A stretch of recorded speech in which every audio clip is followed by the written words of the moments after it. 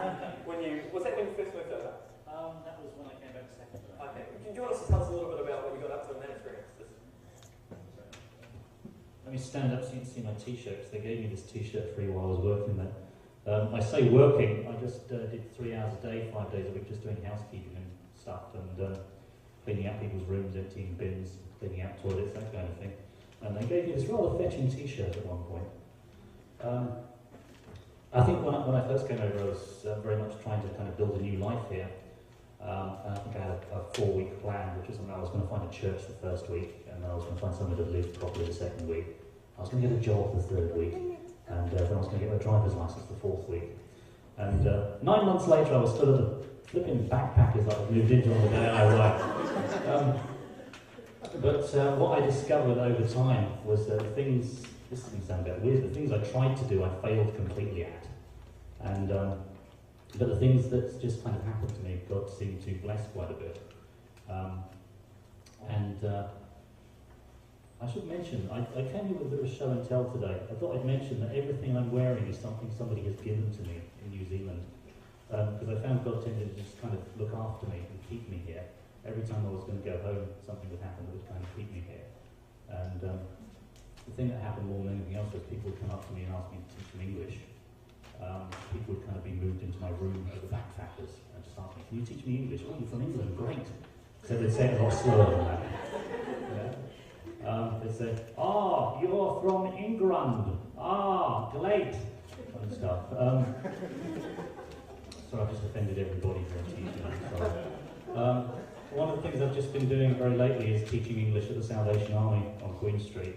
And I've been asked to help out with teaching sessions at a school near here, and they've now offered me a proper job and stuff, which is kind of, after 2 years, an element of my life kind of working out here, assuming that all comes off okay. But as for working at the backpackers, going back to your original question, they had a nightclub down in the basement. And my theory when coming here was very much, if my life's going to work out, I've got to follow God. It's not going to work out without God, is it? And, I think if I fall on the bottom and have to go home because everything's just failed, I don't want to sort of have to go home saying, oh, well, I should have followed God, really. So I just kind of tried to sort of follow God and do whatever He seemed to want me to do and stuff. And being in a backpack, that meant just living day to day as a Christian and being openly Christian with everybody. Winky Cratney rather famously said, if you want to be a missionary, you've got to go there first and get to know the language and the culture, and get to know the people and everything. And I think just by living there day to day as a Christian, rather than as a non-Christian, and all the baggage that goes with that, I'd like to think that made some sort of effect on people who are travellers who are passing through there. Cool, thanks, man. Just a comment.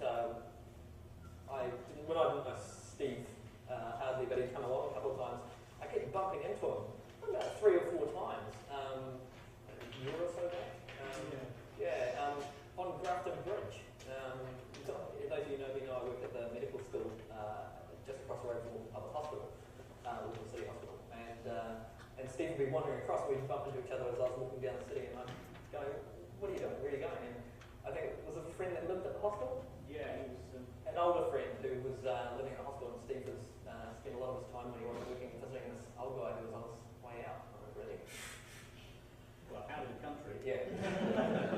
They deported him. Yeah. It was very, quite interesting. He's still going strong in a rest home somewhere in England now. I think I sent a post the other week. I did go back home on Thursday and Friday to drop in. So yeah, mission work, as you can see, takes all sorts of shapes and looks in very many different ways.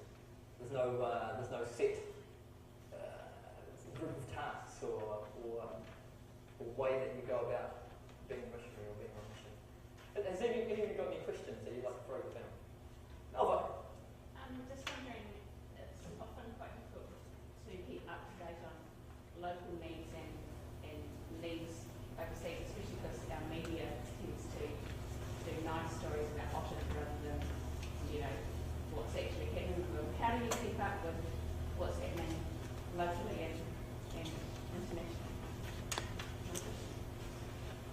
Guys, hear that?